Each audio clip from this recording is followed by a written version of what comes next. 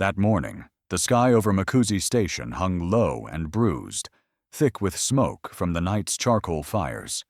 The air smelled of rust, paper, and unspoken goodbyes. I sat on a splintered bench, clutching my notebook like a heartbeat I could not afford to lose, telling myself this was the last day I would call myself a writer. The train I waited for would not take me anywhere new. It would only carry away what was left of my faith in stories. Then a man sat beside me, quiet, deliberate, and the air changed, as if the world had paused to listen. He arrived without fanfare, his footsteps soft against the concrete. His coat was too fine for this dusty place, the color of storm clouds before rain, and his shoes shone with the patience of long journeys. I kept my eyes on the rails, pretending not to notice him, but his presence pressed against me like a question that would not go away. "You write?" he asked, voice steady, neither curious nor accusing. The words scraped against an old wound. I forced a small smile. "I used to," I said. "Not anymore." He nodded slowly, as if the answer was something he had expected. "Stories don't retire," he said. "They wait for us to remember them." His calm unsettled me. The station roared with vendors calling for fares, goats bleating, hawkers arguing over roasted corn, yet his voice moved through the noise untouched. I wanted to tell him that I had spent 10 years writing for silence, that publishers did not answer letters from girls who lived in forgotten towns. But instead I said, "Maybe some stories are meant to stay unfinished." He studied me with eyes the color of old coffee, eyes that seemed to know how to read between what people said. "Or maybe," he said softly, "you're waiting for the right listener." I looked down at my notebook. The leather cover was cracked, corners bent from being opened too many times. It contained every piece of me that the world had refused.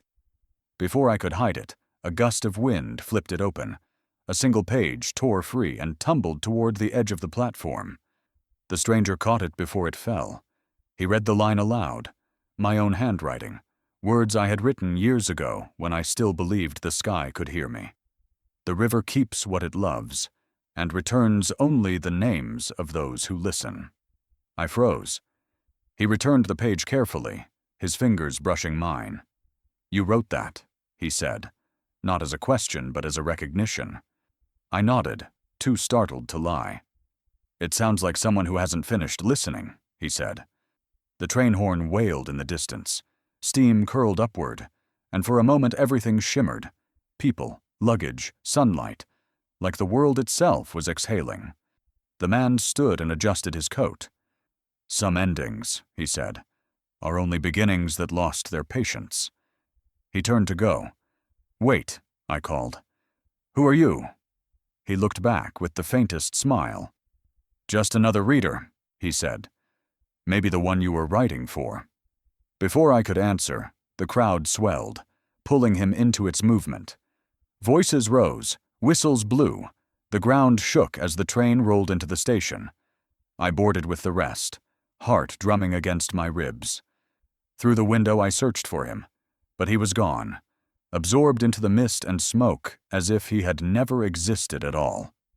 The engine hissed, and the platform began to slide backward. I opened my notebook to the place where the page had torn loose. Something white and crisp was tucked between the sheets, a card I had never seen before. The paper felt new, out of place among the stains and ink smudges. Across the card, the letters gleamed clean and certain. My breath caught. The rails hummed beneath my feet, carrying me away from the only life I had known. I had come here to bury my words, but perhaps they had already been discovered.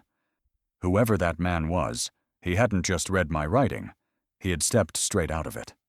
The night after I left Makuzi Station, sleep refused to touch me.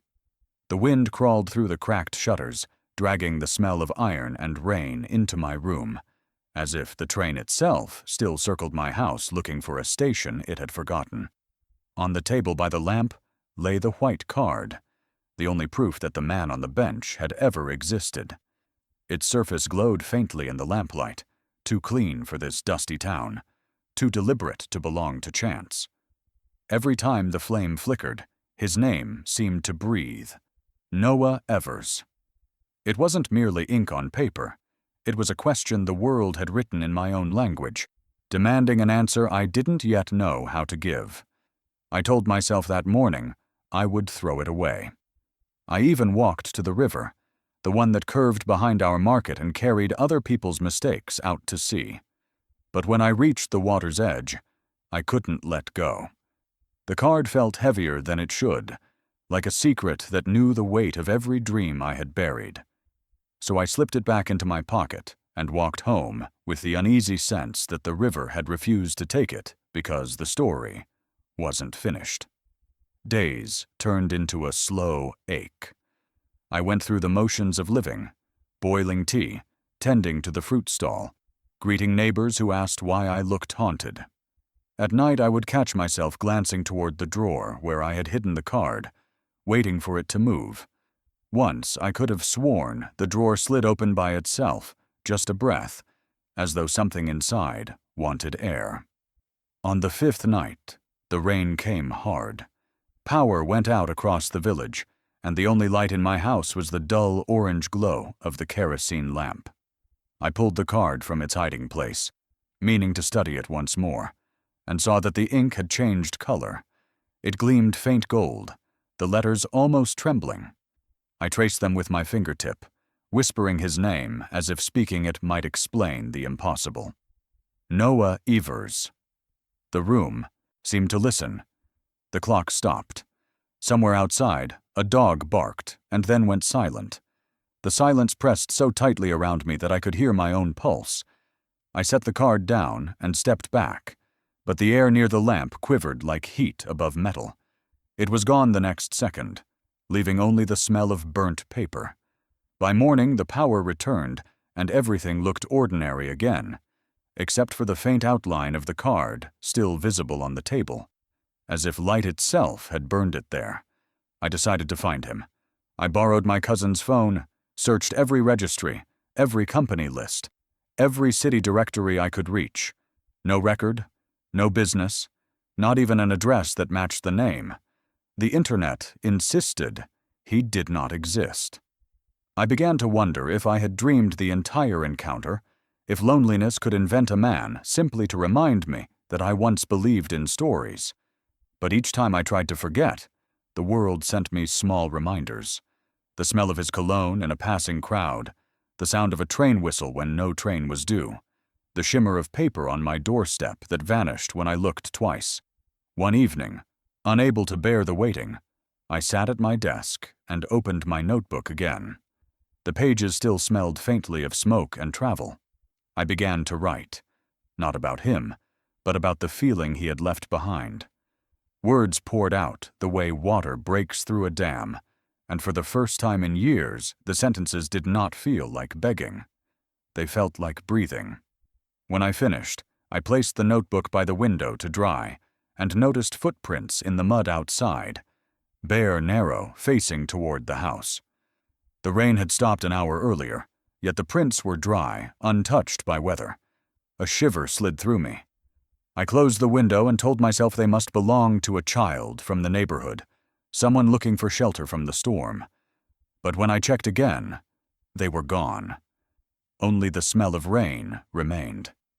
That night I dreamt of the station again, only this time the benches were empty and the trains moved backward, carrying stacks of blank paper instead of passengers. On each sheet of paper, a single sentence was written in a hand I recognized. Your story isn't done. I woke before dawn, heart racing. The lamp was still burning, though I hadn't lit it. The card, which I was sure I'd left in the drawer, lay on my pillow. My name had been added beneath his, written in the same neat hand, Amara Kande. I stared at it until the morning light erased the glow from the letters. The world outside stirred, the cry of a rooster, the first call to prayer, the metallic clank of gates opening, but none of it sounded real anymore. Something was coming. I could feel it in the way the air refused to settle. A week later, just as I began to believe the haunting had passed, An envelope slid under my door. No stamp, no return address, only my name written in that same patient hand. Inside was a single note. Your story isn't done. Meet me at the old cafe. The paper smelled faintly of rain and smoke, the scent of the station itself, and beneath the words, a fingerprint glistened in dried gold ink. His. The rain had not stopped since dawn, and by the time I reached the cafe, the streets of Makuzi gleamed like mirrors, trying to remember the faces that had once walked them. The air tasted of rust and memory, and each step I took toward that flickering signboard felt like a return to something I had never truly left. Through the fogged glass, I saw the faint glow of lamps, and within that amber light, the outline of a man who had lived too long inside my thoughts. He sat at the corner table, his back straight, his hands resting over something that shimmered like gilt beneath the lampshade. My pulse stumbled as I realized what it was. My notebook, the same one I had sworn I'd never see again. I pushed open the door, and the air that greeted me smelled of rain-soaked pages and coffee left to cool too long, as though the room itself had been waiting for this meeting to resume a story, left mid-sentence. He looked up the moment the bell above the door gave its tired sigh. The noise of the cafe, clinking cups, murmured laughter, the slow swing of a ceiling fan, fell away, leaving only the low hum of recognition between us. Noah's eyes held the same calm that had both comforted and unsettled me at the station, a stillness that made me feel both exposed and seen. He gestured to the chair opposite him, a simple invitation that felt like a command, written in kindness. "Sit, Amara," he said quietly. My name sounded different in his mouth, less like a label, and more like a memory. I obeyed, unsure whether to feel flattered or afraid. The notebook lay open between us, its pages slightly curled from the rain. The handwriting stared back at me. Mine, uneven and urgent, filled with words I had bled into being when no one was listening. "You left this behind," he said. I read it. It refused to be forgotten. The room tilted a little. I swallowed the lump that rose in my throat. "You read it?" He nodded. Every line, every silence between them. Those pages were pieces of my heart, fragments of grief I had written to survive the parts of life that refused to make sense. "They weren't meant for anyone," I whispered. "That's why they're beautiful," he said. "Because you wrote them as if no one would ever look." I wanted to take the notebook back, to reclaim the privacy it had once given me, but my fingers wouldn't move. Instead, I stared at him, this man who spoke like he had spent years inside other people's silences. The lamplight touched the edges of his face, tracing the faint scar near his jaw, the sign of someone who had known both danger and devotion. "How did you find me?" I asked. He smiled, that same patient, unsettling smile. "You wrote me here," he said. "Every story knows its author, and every author eventually meets the story that was written for her." The words sank into me like rain into dry soil. "That doesn't make sense," I said. "Does it need to?" he replied. "You of all people should know that truth often hides inside what we choose to imagine." He pushed the notebook toward me. "Read this aloud." I hesitated, but did as he asked. My own words trembled from my lips, sentences I barely recognized, emotions I had long buried. By the time I reached the paragraph about the river that remembers names, my voice cracked. When I looked up, his eyes glistened as if the line had spoken to him personally. "I've been to that river," he said softly. "Years ago, before it was lost to the flood." I froze. That detail was something I had invented. It wasn't real. At least it wasn't supposed to be. "You couldn't have," I whispered. "I made that place up." "Or maybe," he said, leaning closer. "You remembered it before you were born."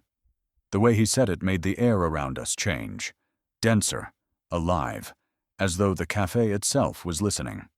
For a moment I thought I saw shapes moving in the shadows of the bookshelves, faint outlines of people reading in silence. their eyes reflecting the gold of the lamps. But when I blinked, they were gone. He reached into his coat and placed a folded envelope on the table. "You were never supposed to stop writing, Amara. Some stories are not written for readers. They're written to keep their writers alive. If you sign this, I'll make sure your words find the world." My breath quickened. "And if I don't?" He looked at me with something like sorrow. "Then you'll keep carrying them alone. And one day, the silence will weigh more than the words." I opened the envelope with shaking hands. Inside was a single line written in neat handwriting. "Every writer needs a witness. No contract, no terms, just that." When I looked up, he was already standing. "Don't answer now," he said. "Stories choose their endings when they're ready, not before." He stepped past me, his scent of rain and cedar filling the space between us. I turned, but he was already by the door, his figure a silhouette against the drizzle outside. "Wait," I called, voice breaking. "Why me?" He paused, hand on the doorframe. "Because your silence sounds like something the world still needs to hear," he said. Then he walked out into the rain without looking back. I sat there long after he'd gone, the rain outside whispering against the windows like the sound of pens scratching across paper.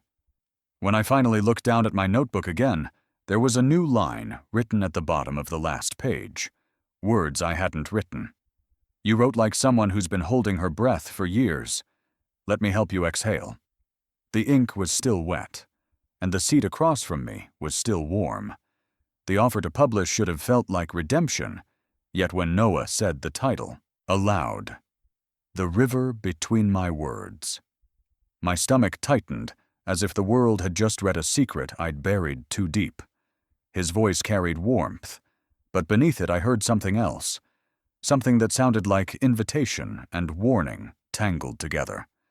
"Every story has a missing piece," he told me, and mine was carved in the silence I refused to touch. The truth about my sister, Nia. I hadn't written her death. I couldn't. My pen had always stopped at the edge of her name.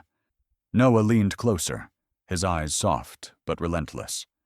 "Finish it," he said gently. "Pain unread becomes poison." And in that moment, I realized that to finish the story, I would have to return to the place where hers had ended, the river that had swallowed her laughter and never returned it. That night, the rain finally stopped, leaving behind a silence so thick it pressed against the walls. I sat at my desk, staring at the page where her name waited like an unhealed wound. Every time I tried to write, the words turned to water, slipping away before they could hold shape. My candle burned low, its flame trembling as if afraid of what I might remember. Nia's face hovered in the smoke, her eyes bright with mischief, her smile caught forever in the moment before everything went wrong. She had been my mirror and my shadow, the one who believed in my stories when even I couldn't.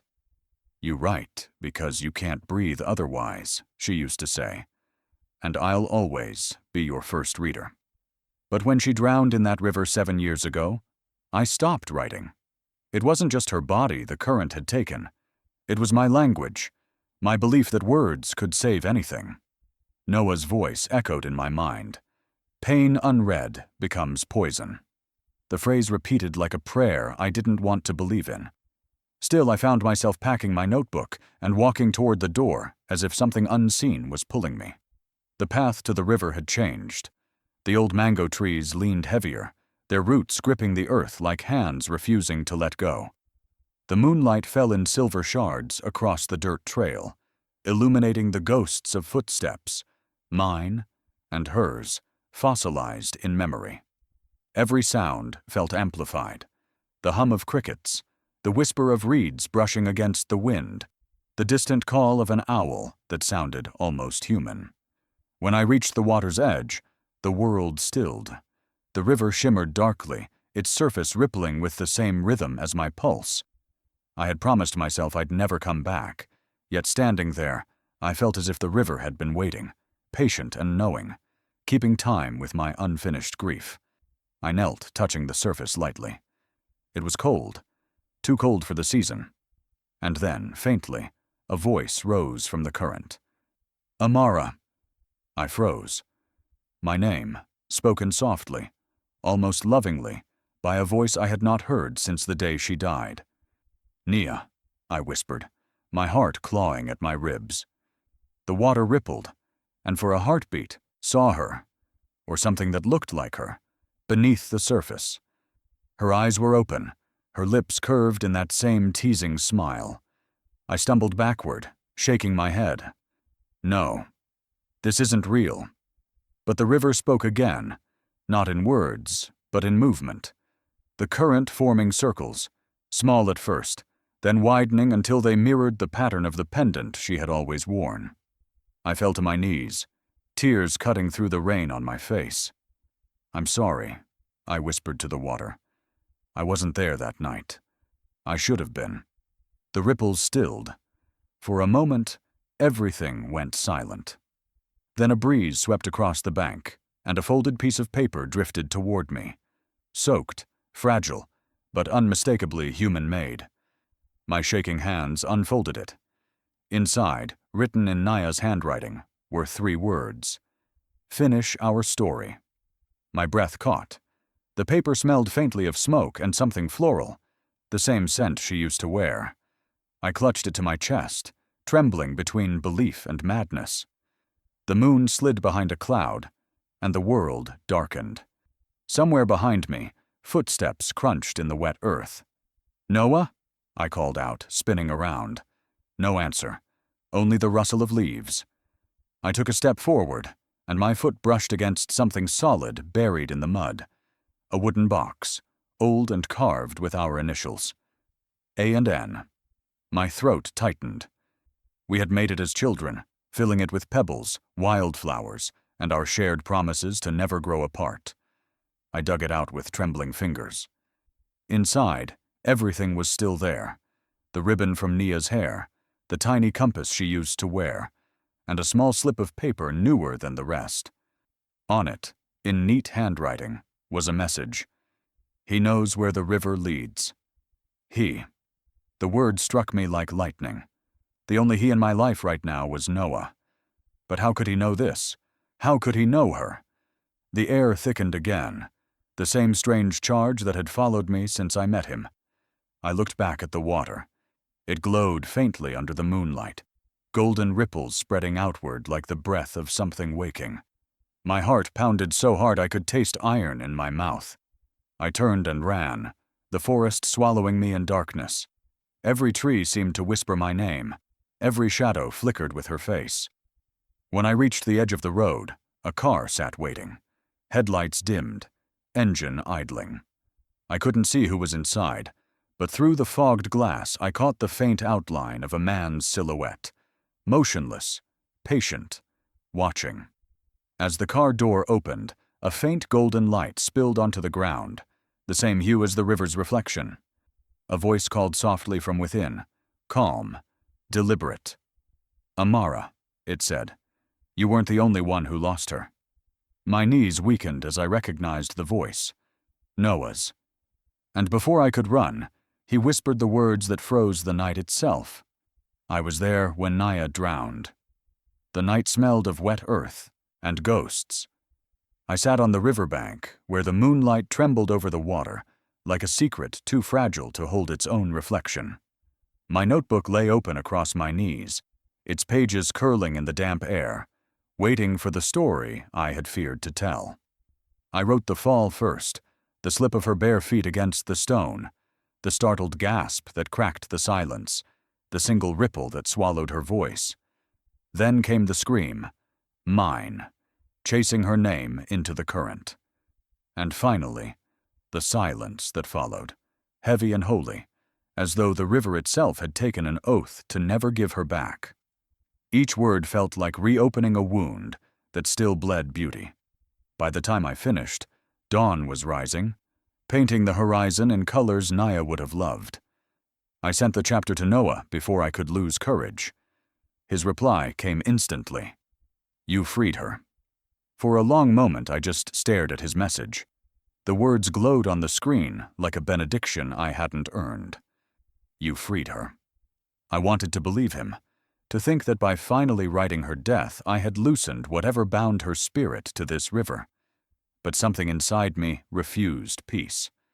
Freedom, I had learned, always came with a cost.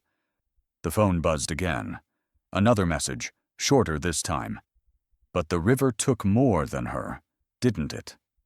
My breath caught. The sentence looked innocent, but it felt like a knife pressed gently against truth. He couldn't know what I had never told anyone, that I had been the reason she went near the water that night. The memory unfolded, merciless. We had argued that evening, Nia and I. She wanted to leave the village, chase her music in the city. I told her dreams like that didn't belong to girls like us. The words had come out sharp, cruel.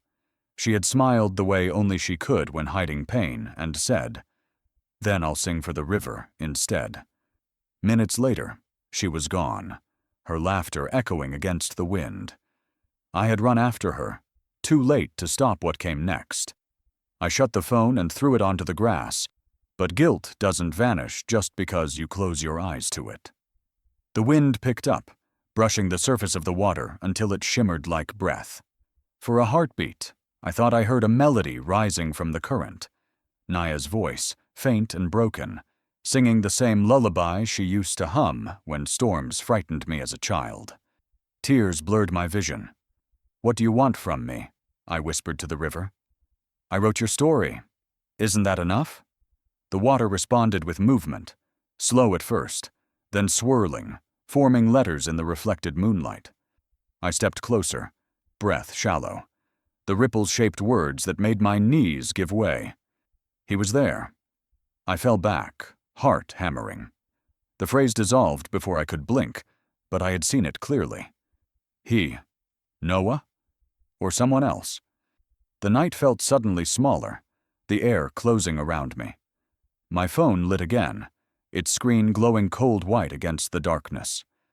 A message from Noah. Sometimes the river remembers what we forget. I stared at the text until the words blurred. How could he know what the river showed me? Had he been watching? Was he here? I scanned the trees across the bank. Shadows, wind, movement, but no human shape. Only the quiet hum of crickets and the soft lapping of water against stone. A flash of light caught my eye, a glimmer near the spot where Nia had fallen. I stepped closer, my feet sinking into the damp mud. Something metallic protruded from the riverbed, half buried beneath moss. I reached down and pulled it free.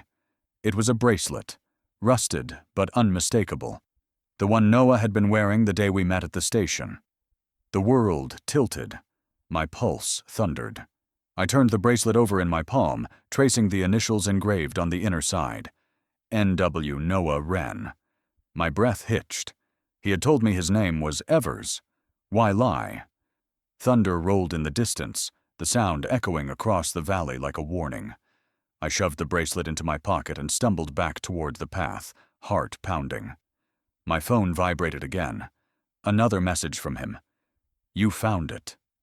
I froze.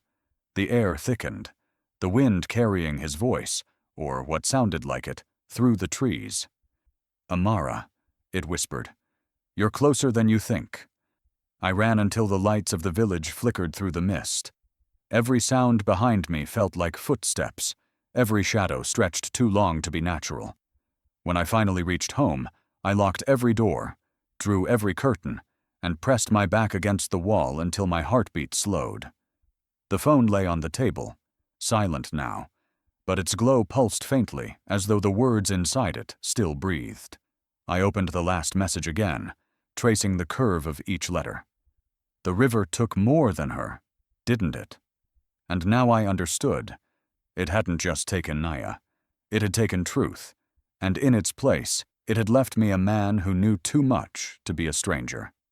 The phone buzzed one final time, though no new message appeared. Instead, the screen flickered and showed a reflection. His face, Noah's, half-lit, watching me through the dark. Then the image rippled, like water disturbed by a hand. My window creaked open, though I hadn't moved, and from the distance came a voice carried by the wind. You were never supposed to survive that night either, Amara. The moment I saw his name flash across my phone screen, my heart forgot how to beat. The air around me turned to glass, thin and fragile, ready to shatter with the sound of his voice. Every part of me screamed not to answer, but curiosity has always been my most dangerous instinct. My fingers trembled as I swiped the call open. The line crackled once, and then his voice came through. Steady, calm, too familiar for someone I was only beginning to fear. Because I was there, Noah said. The words fell heavy, slow, and deliberate, like stones breaking the surface of the river. The day your sister died. I saw everything. For a few seconds I couldn't breathe. His confession hung between us like smoke, impossible to hold, yet suffocating to ignore. I tried to speak, but my throat had locked itself around the flood of questions. When sound finally escaped, it was barely a whisper. You saw her? Yes, he said softly. I was covering a story nearby. I heard a scream. I ran. I pressed a hand against my chest, as though I could slow the frantic rhythm beneath it. You didn't come forward. I didn't know her name, he replied. By the time I reached the riverbank, the water had already taken her. There was a girl crying on the other side. I thought she was her sister, but I couldn't get to her in time. The room swayed. He was describing me. The girl crying by the water had been me. You remember that? I said, my voice barely holding together. How could I forget? He said. You were wearing a blue dress. You were shaking, whispering a name, Nia, over and over again. I never forgot the sound. I sank into the nearest chair, my hand gripping the edge of the table for balance. The candle flickered beside me, casting trembling shadows on the walls. My past was no longer a memory. It was a living thing, breathing through the voice on the other end of the line. Why find me now? I asked, hating the desperation in my tone. Because your story found me first, he said. When I read your notebook at the station, I recognized the river, the sound, even the way you described the air that night. I knew it was you. The realization struck hard. All this time, he hadn't been a stranger drawn by chance. He'd been searching for the girl whose grief had never stopped echoing. I wanted to be angry. I wanted to accuse him of intrusion, of manipulation. But something deeper held me still. A sense that fate had tangled our stories long before either of us knew we were part of the same page. He continued, his voice lower now, edged with guilt. I tried to report the accident years ago, but no one cared. The police called it an unfortunate drowning. They didn't know the water there runs deeper than it looks. I went back for months afterward, hoping someone would come to grieve. No one did, until the day I saw you on that bench at the station. The image returned in vivid clarity, me clutching my notebook, lost in a world of unwritten words, and him, silent, watchful, as though he had been waiting for that exact moment to breathe again. I thought helping you publish would be enough, he said. But I realize now that neither of us was meant to tell this story alone. The weight of his words pressed into me like gravity. I stared at my hands, the ink stains dark against my skin, the same hands that had once reached for Nia, and found only water. You think writing this will fix it? I asked. No, he said. But maybe it will let her rest. Maybe it will let us rest. His voice cracked slightly on the last word, and for the first time since I met him, he didn't sound like the composed publisher who spoke in riddles. He sounded human, haunted, remorseful, and tired of carrying silence. Outside, the wind rose, rattling the window panes. Somewhere in the distance, thunder grumbled, echoing the rhythm of my pulse. I closed my eyes, listening to his breathing on the other end of the line, steady and uncertain at once. What do you want from me, Noah? I asked. To finish it, he said. The story. The truth. Maybe this story didn't start with either of us, but it found us both for a reason. His voice softened, almost tender. Maybe this story found us both, he whispered. Let's finish it together. Before I could reply, the call ended with a sharp click. No goodbye, no static, just silence that hummed like an open wound. And then I saw it. On my desk, next to the notebook, a folded newspaper that hadn't been there before. Its headline read, "Journalist Noah Wren missing since the night of the Makuzi River tragedy." The ink was still wet. The first time we wrote together, the room felt like it was holding its breath. The silence between us wasn't empty. It was dense, alive, humming with every unsaid truth I had buried for years. The candlelight flickered across his face, and for a moment I saw something in his eyes that terrified me. Recognition, like he had already read the chapters of my soul before I'd ever written them. He wasn't teaching me how to write. He was teaching me how to bleed without dying from it. And though I didn't know it then, every word we wrote together was pulling me closer to a truth I wasn't ready to face. He never raised his voice, yet his presence demanded silence. His words didn't echo. They sank. When he told me to write, it wasn't a suggestion. It was a command whispered to the deepest part of me that still believed pain could be rewritten into something beautiful. "Stop hiding behind metaphors," he would say, his pen scratching like a pulse on the paper. "Let it bleed real." I wanted to tell him that if I let it bleed real, it might never stop. But I obeyed, because every time I defied his instruction, the story we were writing seemed to lose air, as if it could only breathe through honesty. Our sessions became ritualistic. 2 notebooks, 1 candle, his coffee on the left, my trembling hand on the right. We wrote like people haunted by the same ghost, only neither of us dared to name it. When he read my words, he didn't correct them. He dissected them. "This isn't grief," he once murmured, circling a paragraph I'd written about my father's death. "This is guilt wearing grief's mask. Try again." I tried, over and over, until the paper looked like a battlefield of scratched lines and red ink. But something in the process began to change me. I stopped writing to escape the pain. I started writing to understand it. And that's when I noticed something I couldn't ignore. His writing. His handwriting was steady, familiar, almost intimate, like an echo from another lifetime. I couldn't place it at first, but it stirred something deep, a memory that wouldn't surface. Late one night, after hours of writing in silence, I asked, "Who taught you to write like this?" His eyes flickered toward the mirror on the wall, the only object in the room that wasn't covered in dust. "Someone who believed stories can resurrect the dead," he said softly. I felt a chill crawl down my spine. His voice trembled on the last word, not with fear, but with remembrance. I wanted to ask more, but he'd already turned back to his notebook, as if the truth was safer on paper than in conversation. The rain outside deepened, a steady rhythm that seemed to merge with the sound of our pens. I started to notice how our reflections in the mirror wrote in perfect sync. Every movement, every gesture mirrored like choreography rehearsed long ago. But when I lifted my head, the illusion cracked. For a second, the reflection didn't move with me. His mirrored hand kept writing after his real one had stopped. My breath caught. "Did you see that?" I whispered. He didn't answer. He just looked up, eyes dark, unreadable. "You're starting to see what this book really is," he said. "Keep writing." After that night, I couldn't stop thinking about the mirror. It became impossible to write without glancing at it, as if my reflection knew something I didn't. Sometimes I thought I saw shapes moving in the glass, shadows that weren't ours. Then came the night he brought the mirror closer.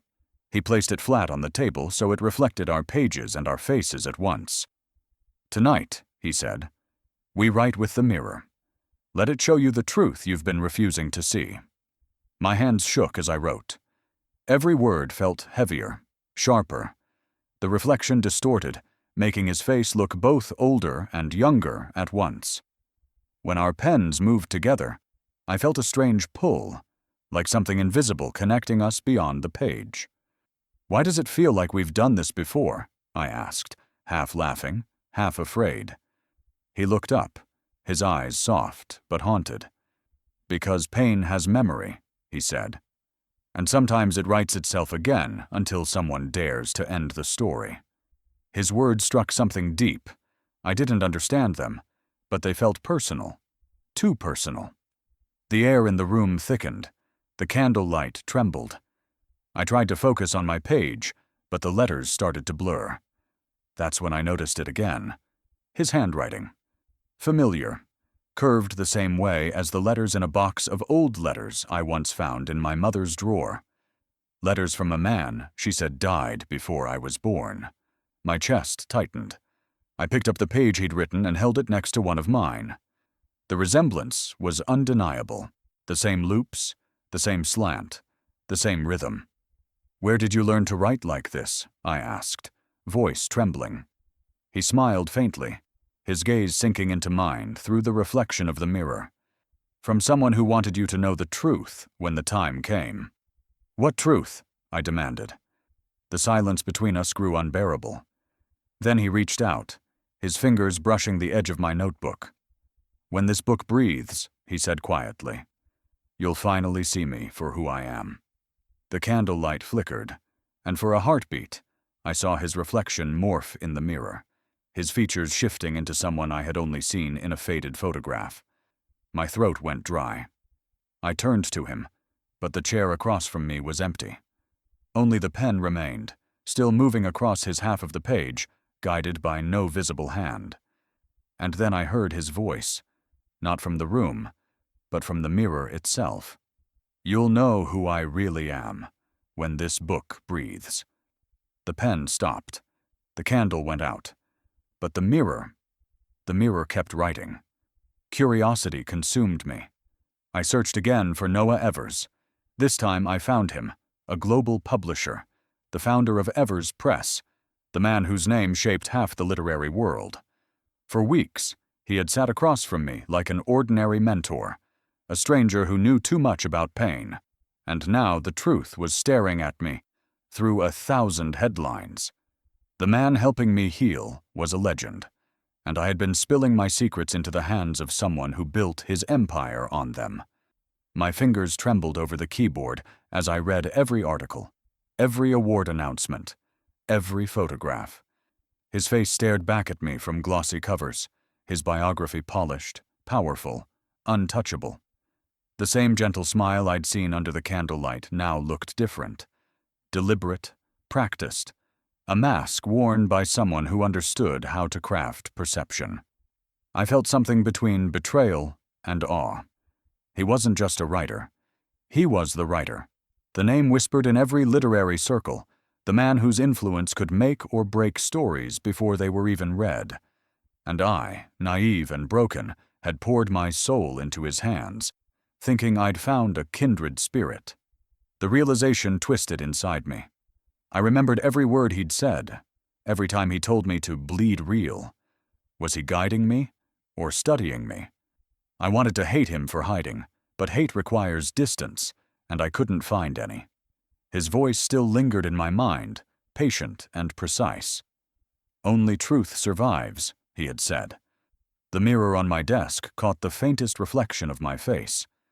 I looked at myself, at the eyes that had believed in him, and for a fleeting second, I thought I saw his reflection beside mine. Faint, translucent, like a ghost that refused to let go. I slammed the laptop shut. I couldn't sit in that room anymore. My heart raced as I grabbed my coat and left, the rain outside washing the city in streaks of silver. I didn't know where I was going. I only knew I had to see him, face to face. The drive to his house was a blur. Every raindrop on the windshield felt like a heartbeat, pounding with the rhythm of unanswered questions.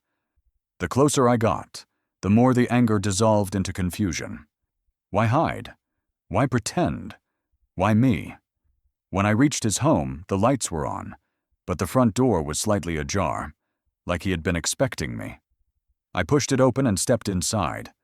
The scent of ink, paper, and coffee hit me, the same aroma that clung to every memory of him.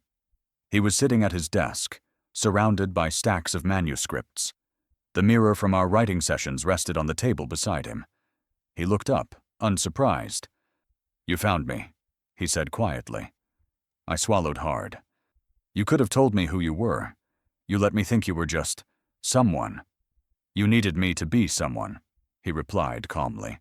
"Not a name, not a legacy, just a man who could sit with your silence and make it speak."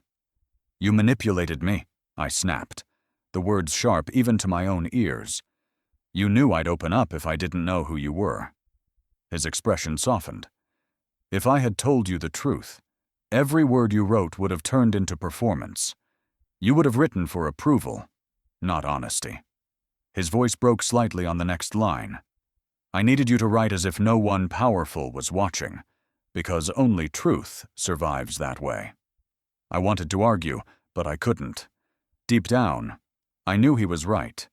My pain had been pure, unfiltered, because I believed he was nobody. But now, knowing who he was, everything felt tainted. Every sentence I'd written seemed performative in hindsight. "You don't understand," I whispered, stepping closer. "You weren't just helping me write. You were helping me remember." His eyes met mine then, and something in them cracked. The facade of control, the perfection of the publisher. Beneath it was guilt, deep old guilt. "That's what I was afraid of," he said. My breath hitched. "Afraid of what?" He looked down at the mirror, then back at me. "That if you remembered everything, you'd stop writing." "What are you talking about?" I asked, my voice trembling. He didn't answer right away. Instead, he turned the mirror toward me. My reflection stared back, pale, tense, eyes wide with confusion. And then, just for a heartbeat, a different reflection appeared behind mine. A woman's face I hadn't seen in years. My mother. I stumbled back, the air leaving my lungs. What is this?" Noah stood slowly, his expression unreadable. "The story isn't about me," he said quietly. "It's about what connects us." His next words shattered everything I thought I knew. "I wasn't just helping you heal," he said. "I was finishing what your mother started." Launch day. Bright lights, cameras, and chaos. The world I had once only imagined was suddenly real, loud, and mercilessly bright. My name shimmered on banners I'd never dared dream of, the cover of my book glowing under spotlights that made my eyes sting. People called it a revelation, a masterpiece born from pain. But none of them knew that every page had cost me a lifetime of buried grief. My voice trembled as I stepped to the podium, and when I began to read the first lines aloud, the room fell still. My sister's laughter, my father's absence, my mother's silence, all resurrected in every syllable. The air was thick with emotion. As I spoke, I could feel each word leaving me like a confession long overdue. The crowd wasn't just listening. They were breathing with me, their hearts beating in rhythm to the story that had once nearly destroyed me. I looked up, and there he was, Noah, standing at the back of the hall, his usual quiet presence blending into the chaos. He wasn't smiling, not exactly, but his eyes carried the weight of someone who had finally seen something come full circle. I remembered the night he told me the truth, how my mother had once written for him, how their words had built bridges between grief and survival. She had started a manuscript she never finished, a story she had titled The Book That Breathes. And when Noah found me, it wasn't to make me famous. It was to help me finish what she had begun. My fingers tightened around the paper as I read on, my throat tightening with every memory I unearthed. I felt her there, my mother, in every line that spoke of loss and forgiveness, and for the first time, the pain didn't feel like a wound. It felt like wings. After the reading, the applause thundered like a wave breaking against the shore. Reporters shouted questions, cameras flashed, hands reached for mine. But all I wanted was to find him, to look him in the eye and ask the question that had haunted me since the mirror, since the night everything began. Why me? I found him outside, standing by the edge of the stage near the exit, half hidden by the curtains.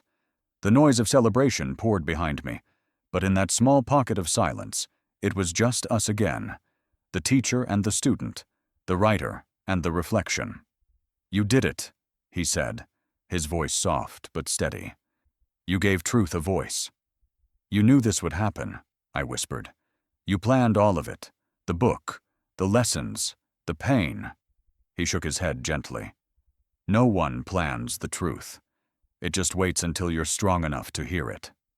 The words hit me deeper than applause ever could. I realized that every sleepless night, every tear I'd spilled over the manuscript, had been leading to this moment. Not for fame, but for freedom. I reached for his hand, but he pulled back slightly. His eyes were distant, the same way they'd been when he spoke of my mother. "What happens now?" I asked. His lips curved in the faintest smile. "Now, your story doesn't belong to you anymore. It belongs to the world, to everyone still afraid to speak." I nodded, but something in his voice unsettled me. A quiet finality, a softness that sounded like goodbye. His skin looked pale beneath the golden lights, his breathing shallow, as if he were carrying a weight no applause could lift. The event staff began to usher people toward the reception area, but I couldn't move.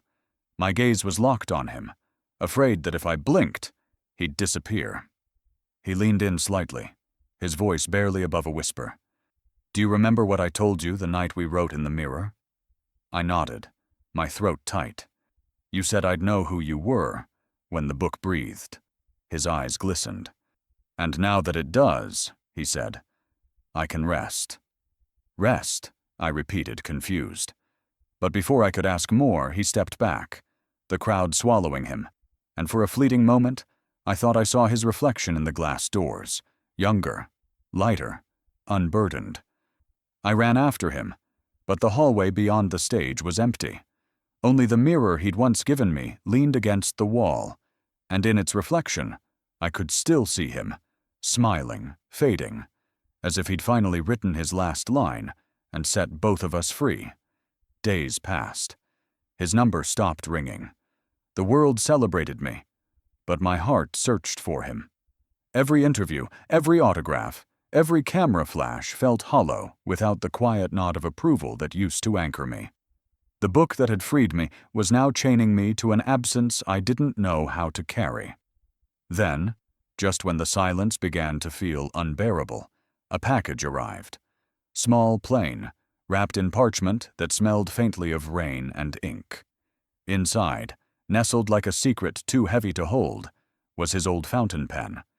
Its nib was worn, stained with the same dark ink he'd once said could turn pain into permanence. And beneath it lay a folded letter, his handwriting unmistakable, looping and calm. "Keep them climbing.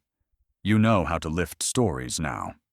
My knees weakened as I sank into the chair, the letter trembling in my hands. His words were simple, but they felt infinite. "Keep them climbing." The phrase echoed in my mind, stirring memories of our long nights writing together. His voice urging me to find truth even when it hurt, to climb through every layer of grief until I reached something alive. But the more I read the line, the more I realized it wasn't just a metaphor. It was a message. His phrasing, the deliberate choice of words. Climbing. It was something he'd said once before. The night we finished the last chapter, he told me, "The hardest part isn't reaching the top. It's knowing what to do when you can finally see the whole story." My heart began to race. I unfolded the letter further, hoping for more. And there it was. A second line, faintly inked, as though written in haste or with fading strength. "When you're ready, meet me by the river." The words blurred as tears filled my eyes. By the river. The same river where my mother used to take me as a child. The same river Noah once mentioned in passing, saying it was where stories went to rest. I couldn't breathe for a moment. The thought that he was gone, truly gone, clawed at me. I checked my phone again, called his number, emailed his office. No response. The world knew him as the legendary Noah Evers, the man behind Evers Press. But to me, he had been something far more intimate, the mirror that had shown me who I really was. The next day, the newspapers were filled with headlines about the success of my book.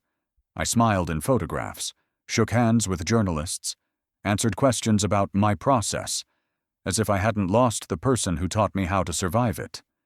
But behind every forced smile, my thoughts drifted to the pen sitting on my desk. His pen. It wasn't just an instrument. It was history. The same pen that had edited masterpieces, written letters to my mother, and now, somehow, found its way to me. I turned it in my hand, tracing the grooves in the metal, the faint etching on the side. N8E. The initials glimmered faintly under the lamp, and for a split second I swore I saw ink glisten at the nib, fresh, as though it had just been used. That night, I couldn't sleep. Every creak in the house sounded like footsteps. Every flicker of the lamp felt like a presence hovering nearby. I kept reading the letter until the words became a rhythm in my head. Keep them climbing. You know how to lift stories now. What did he mean by that? Was it a metaphor for my career, or something deeper? Did he want me to continue his legacy, or was it a final riddle, a path toward something I hadn't yet discovered? I opened my notebook, the same one we had written in together, and placed the pen against the paper. The ink flowed instantly, dark and alive. My breath caught. It shouldn't have worked. There was no ink bottle nearby. Yet the pen wrote effortlessly, almost guiding my hand. I scrawled a single word. Why? The pen trembled in my fingers, then moved again, a faint trailing line forming beneath my question. Slowly, shakily, as if responding. Because truth never dies, it just finds another hand. I dropped the pen. My pulse thundered. The room was still except for the sound of my own breathing. It was impossible. And yet, it was his handwriting, his message, his voice through ink. At the bottom of the page, just as my tears blurred the words, another line appeared, faint but unmistakable. When you're ready, meet me by the river. And this time, the ink was still wet. I returned to the same river, wind heavy with memory. The air was thick with the scent of wet earth and fading autumn. The sky washed in shades of gray that seemed to echo the ache in my chest. Every step along the riverbank felt like walking backward through time. Each ripple, on the water, whispering pieces of the story I thought I had already finished. And then I saw it, near the cluster of smooth rocks where my mother used to sit with me as a child. A small leather-bound box, dark with age, his initials carved deep into the lid. N.E. My breath caught as I knelt down beside it. The box was damp but intact, as if the river itself had guarded it all this time. My fingers trembled as I lifted the latch. Inside lay the weight of everything we had built. Our book. The same book that had started as pain, then became truth, and finally, redemption. The cover had softened from wear, but his handwriting was clear on the inside flap. Every story lives twice, once in ink, once in memory. The moment I read it, something in me broke. Tears fell freely, blurring the words, mingling with the rain that had begun to fall. I clutched the book against my chest, the pages pressing against my heart, like a pulse. Alive, breathing, echoing every word we had written together. The river murmured softly, as though listening. I remembered how Noah used to say that rivers never forget, that every current carries pieces of the stories told beside it. He said truth had to flow, that holding it still would drown it. I never understood what he meant until now. I opened the book again. There were new lines written in the final chapter, words I didn't recognize, though they were written in his familiar hand. The hardest goodbyes are the ones that were written long before we learned how to read them. My hands trembled as I traced the letters. He must have written them after the launch, after he knew he was leaving. But leaving where? To rest, to disappear, to join the silence he'd always seemed to carry inside him. A gust of wind swept through the trees, scattering leaves across the water, and for a moment I could almost hear his voice in the rustling, calm, patient, like it had always been. "You found me," I whispered to the river, my voice breaking. "You always knew I'd come here." The sound of the current deepened, swirling in rhythm, pulling the reflection of the sky into itself. I closed my eyes and let the wind wash over me. Memories came in waves, his laughter, his words, the steady scratch of his pen beside mine. And beneath them all, my mother's voice, faint but familiar, telling me that some stories aren't meant to be finished, only passed on. I looked down at the book again. There was something else beneath it. A smaller envelope sealed with wax, the imprint of his cufflink pressed into it. My breath hitched as I broke it open. Inside was a single page, yellowed slightly, with my mother's handwriting at the top. "For the one who will finish what I could not." Beneath her line, Noah had written his final words to me. She believed stories could keep love alive. She was right. You proved it. My tears fell onto the page, spreading the ink until her words and his merged together. One message, one truth. The river glistened beside me, catching the light in ripples that shimmered like memory itself. I knew, deep down, that this was the place where their stories met, where pain became peace. I took the fountain pen he'd left me and opened the book one last time. The final page was blank, waiting. For a long moment, I didn't know what to write. Then I pressed the pen to the paper, and the words came as naturally as breath. Some goodbyes are forever only when we stop listening. The ink bled through the page like a heartbeat. The air shifted, softer now, almost warm. The silence that had haunted me since he vanished seemed to ease, like he was here again, not in body, but in story. I stood, holding the book to my chest, staring out at the water. The clouds parted just enough for a sliver of sunlight to pierce through, catching on something glinting between the rocks. A glint on the water caught my eye, his cufflink, shining like goodbye. I waded into the river, the cold biting through my skin, but the moment my fingers brushed the metal, the current stilled, and for a heartbeat, I swore I heard his voice whisper, "The story isn't over yet." Years later, our book became a symbol of courage in classrooms and hearts.